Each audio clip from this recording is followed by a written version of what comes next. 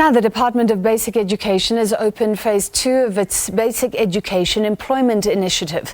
The recruitment drive runs until the 3rd of October and aims to provide 287,000 unemployed youth with employment and training opportunities in the educational sector. To discuss, we're joined by the spokesperson for the Department of Basic Education, that's Mhlanga. Thank you for being with us, Elijah. I'm sure the ears of many young unemployed people have picked up. Who can apply and how? Well, let's start with the who. Good evening, Francis. Who can apply is anyone who is between the ages of 18 and 35 and South African, someone who is really not in education or employment and not receiving any government grant at the moment. And how they can apply is through an online platform called sayouth.mobi, and they can then create a profile, and then file their application using that particular vehicle.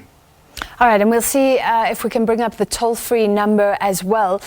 We are sometimes suspicious about job opportunities because it can be a very brief stint. It's different to a full-time job. Just explain what you mean by a job opportunity.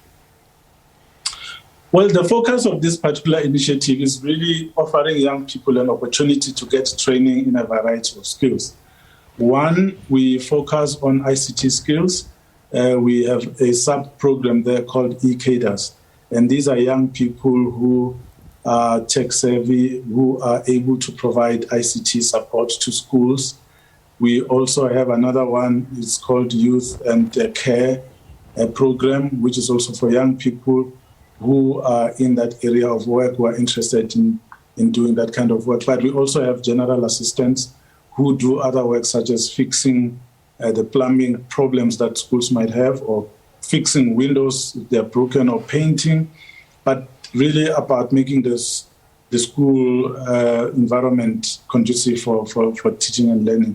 So it's really about that. But we also understand that through the interaction among themselves, they're able to get together, come up with other ideas, and how to take forward the skills that they would have obtained from the training program that the initiative is going to bring to them. So there are long-lasting benefits, while the actual program itself might be 5 months long, but what you get from it, you could use it to explore other opportunities going forward. Okay, so it runs from November to March next year. Then it's over, but you're saying people will pick up skills, they'll pick up things on their CV that they can use down the line. Absolutely. It will end in March, at the end of March next year. But remember, this is the second phase, which means we had the first phase, which was successful. And as a department, we are happy that the work that the young people did in schools was appreciated by school principals. And on that basis, we're able to put together a compelling proposal for phase 2, which we sent through to Presidency and National Treasury, who considered it favorably. Such that we are now able to start with the implementation of the second phase. So we hope that the young people will also come through to capitalize on the opportunities that are being given to them, because they are going to get skills that they would otherwise not have. And some of them from the first phase who already had teaching qualifications were absorbed by some schools. That is a benefit that we experienced, something that would not have happened if the project itself did not exist. All right, we're going to bring up that toll-free number now that the candidates can call, or they can go to the SA Youth Mobi site. Interestingly enough, you don't have to have a matric to take up some of these opportunities.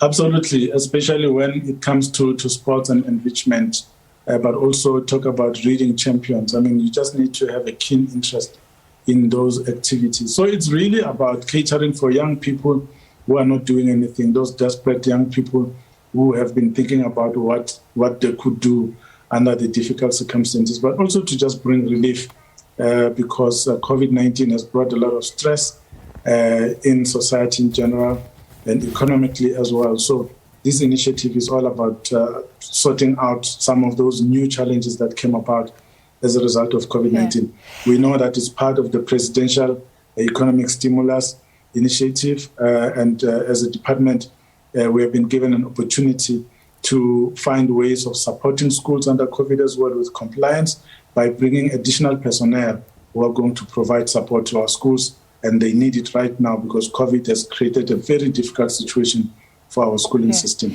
And like you said, hopefully they add value in schools as well. I mean, finally, the interesting one is e-caders, I think it's called. That's a new role, and they help with ITC, so presumably help the teachers or the kids connect and do things online.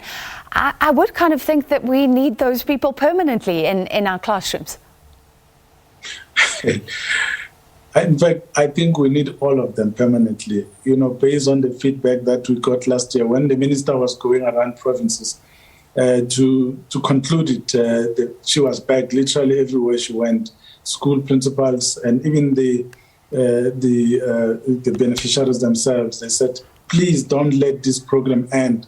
And, she agreed with them, except that there's not enough money. There's no money, in fact, to keep it going. So we work with what we have.